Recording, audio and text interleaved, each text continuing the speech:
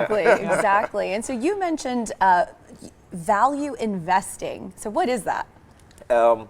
So it's best defined as what it's not. So it's not hype investing. So many people, they get lost in the hype. Like, get this new business, get this new stock, and then they buy in on the top. Now, it's impossible to profit if you buy in high, because many people want to buy high and sell it higher. That's the dumbest thing you can do. You buy low to sell high.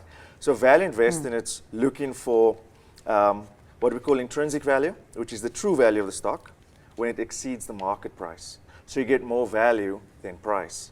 Whereas many people that buy hyped up stock, they're paying a lot for little value. Because I tell people, if the media is speaking about it, you're too late.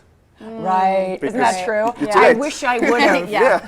You're going to buy in at too high, and I mean, the stock market is just a collection of businesses.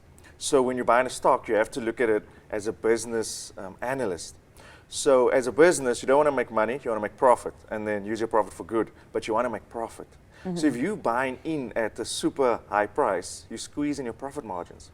So you want to just wait until the media attention moves on to the next story, and that stock will pull back. But you can't get lost in the hype. Right, right.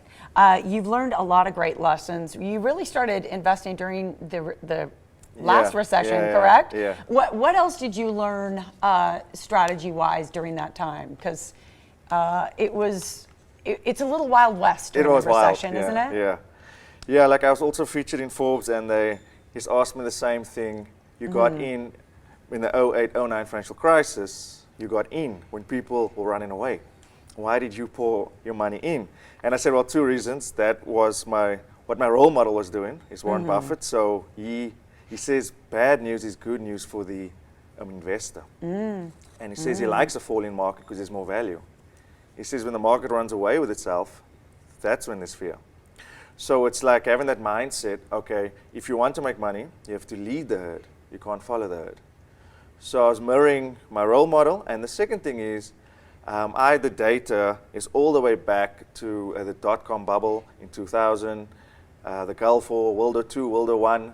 There's even the Great Depression, that there's a pattern there, that markets always bounces back. And that became my mantra, markets always bounces back. And that's what gave me the confidence to pour my money in when people were running scared, that markets always bounces back. Yeah. And then 3.5 years later, the returns on my stock portfolio matched my paycheck, and I quit my job as a financial analyst, and I was technically retired at the age of 24.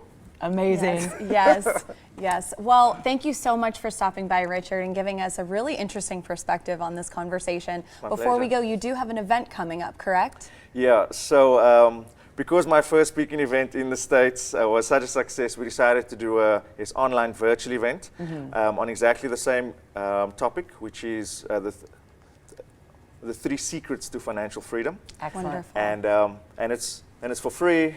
We're going to give people a heads up on where they can register for that event. Thank you so much. Thank you.